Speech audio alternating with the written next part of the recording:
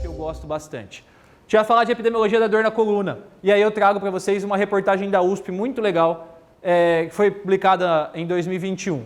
A Organização Mundial da Saúde alerta que 80% da população já teve ou terá dor na coluna. É episódio de dor, não é dor crônica, ok? Já teve ou terá algum episódio de dor na coluna. Se eu perguntar nessa sala aqui, e eu não tenho ninguém nessa sala com mais de 50 anos, se eu perguntar nessa sala aqui, eu tenho certeza que mais de 80% vai ter. Porque a gente tem alguns fatores de risco também. A maioria de vocês foram indivíduos que foram atletas em algum momento da vida. Então isso aumenta muito a chance de ter dor na coluna. Então, lembrando, não estou falando de dor crônica, mas o que chama atenção nesse site, nessa reportagem, é o que eles colocam embaixo. Que episódio de dor crônica na coluna só foi superior à dor de cabeça nos consultórios médicos. Vocês têm ideia que é a segunda causa que vai mais para médico em virtude da dor? É a dor na coluna. É a segunda causa. Só perde para a dor de cabeça ao longo da nossa vida. E que a gente consegue evitar isso com uma coisa que nós temos, que é o conhecimento sobre o exercício físico.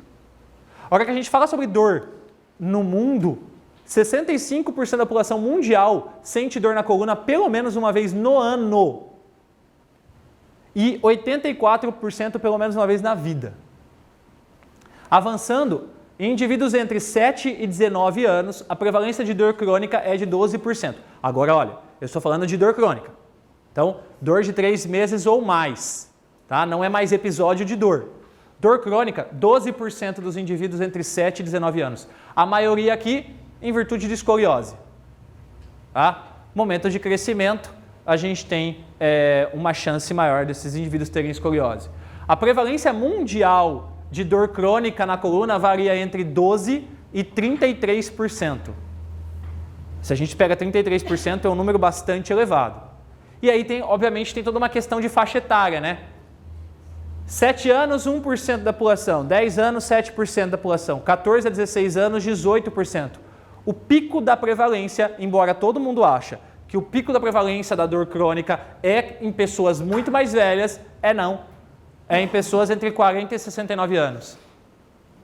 Quem são essas pessoas aqui? São a maioria dos alunos de personal de vocês. As pessoas ativas economicamente. É a maioria dos alunos de personal de vocês. Professor, mas por que os idosos com mais de 70 anos não têm dor crônica? Afinal, a gente está falando de envelhecimento ósseo, a gente está falando de problemas severos e tal. Oi? Mas ficar em casa sem fazer nada também dá dor crônica. Já acostumou. Já acostumou com a dor? Tem aluno de 77 que dorme o dia inteiro. Que dorme o dia inteiro, então sente menos pressão na coluna. Morre de outra coisa, mas não é da coluna. É isso. Pessoal, na verdade, a explicação é um pouco mais triste. Já morreram.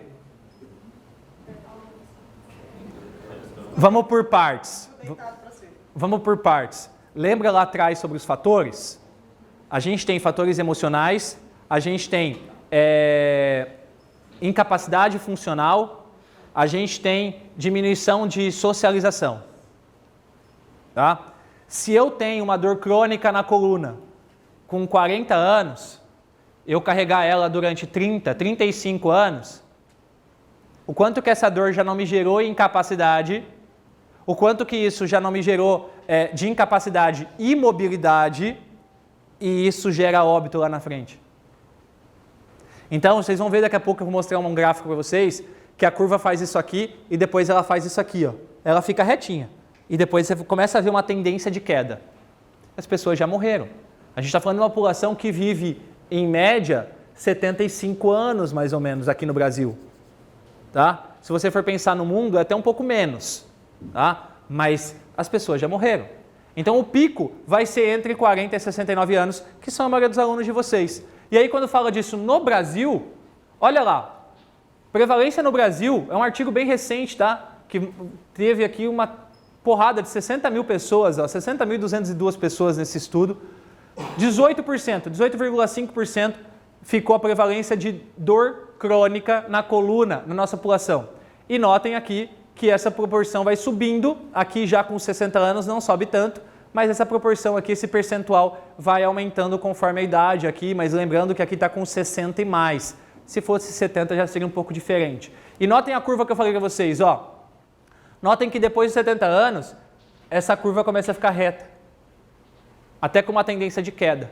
Então a gente vem, para vocês entenderem, aqui em cima, ó, com problema crônico de coluna, a prevalência que a gente tem, e com problema crônico que tenha alguma limitação.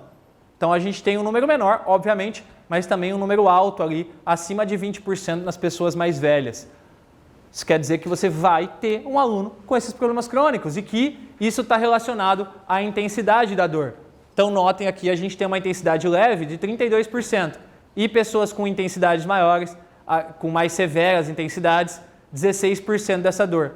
E pessoas mais velhas, com 75 anos ou mais, 20% delas têm dor intensa. Então quando alguém falou assim, ela já nem sente mais, ela já não reclama de dor, até porque a gente tem muito idoso que acha que é normal, né? Normal, sentir dor é normal e tal. Então, eles têm a maioria deles com dor crônica. Só que se vocês olharem as dores mais intensas, tá aqui, ó, entre 50 e 54 anos são as pessoas que sentem mais dor intensa. E o que isso atrapalha? Isso atrapalha simplesmente aqui, ó. Esse é um gráfico mundial sobre dor crônica na coluna, que mostra o seguinte, esse azul está bem clarinho aqui no Brasil, mas para vocês, tudo que está bem clarinho aqui de azul significa que são de 800 a 1.200 a cada 100 mil pessoas vão pedir afastamento por dor na coluna. Entre 800 e 1.200 pessoas no Brasil, a cada 100 mil pessoas, pedem afastamento em virtude de dor na coluna. E o que isso significa? Isso significa um custo gigante. Pra vocês terem uma ideia, na Austrália, em 2001, foram gastos 9 bilhões de dólares no ano com dor crônica na coluna. E a maior parte disso é atribuída ao tempo afastado desses indivíduos. A gente tem, nos Estados Unidos, em 2006, 100 bilhões gastos. Só que desses, 600 milhões era só para afastamento. Ou seja, as pessoas geram um gasto muito grande. Por isso que grandes empresas têm trabalhos de ginástica laboral, por exemplo. Qual é a função da ginástica laboral? É fazer o cara ficar ativo? Não. É quebrar a barreira do estou completamente fora de postura, colocar ele numa postura adequada e falar para ele o seguinte, tá vendo? Precisa se exercitar. É isso. Quem aqui já trabalhou ginástica laboral? Já? Eu já trabalhei também num jornal. Meu TCC foi sobre ginástica laboral. Faz sentido? Faz. Porque fala sobre doenças, né, no final. Absenteísmo e tal. Mas é uma área muito legal. Tá? É uma área muito legal. E que a gente precisa... e que você tem grandes empresas. A mesma coisa da Unimed. A Unimed, ela tem o plano de medicina preventiva. Porque ela já entendeu que o cara mais saudável gasta menos com o plano. Ela prefere pagar um professor de educação física e pagar bem, não paga mal, muito melhor do que qualquer academia. Ela prefere pagar um professor de educação física do que pagar os médicos, que vão ter mais consulta, porque os clientes vão muito mais. Bom, e por último, nos Estados Unidos, a dor lombar representa um dos fatores de mais alto custo médico e social, sendo responsável pela perda de 1.400 dias de trabalho por ano a cada 100 mil habitantes. Por quê? Por que o indivíduo que tem um episódio de dor, ele tem medo de ter outros episódios de dor? Quando ele tem dor crônica. Por que ele tem medo? Porque o cérebro dele muda. Olha que loucura esse artigo aqui. Esse artigo mostra a diferença da ativação em partes do cérebro relacionadas a sentimentos, a parte emocional de pessoas que desenvolveram dor crônica contra pessoas que não desenvolveram dor crônica. Aqui, o A é quem desenvolveu dor crônica. Depois de 41 semanas, já é dor crônica. Córtex pré-frontal medial mais ativado, mostrando aumento de sensibilidade a emoções.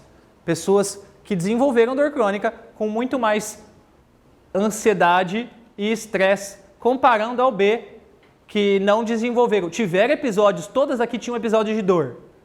Continuaram com dor durante 19 semanas, mas esse grupo aqui parou de ter dor. E esse grupo continuou tendo dor. E olha o cérebro como modifica, a ativação do cérebro modifica. Então, trabalhar com o indivíduo com dor crônica é entender que esse indivíduo vai estar mais sensível à dor, mais estressado, mais ansioso para parar de sentir aquela dor. E que ele busca em você também uma estratégia para redução dessa dor.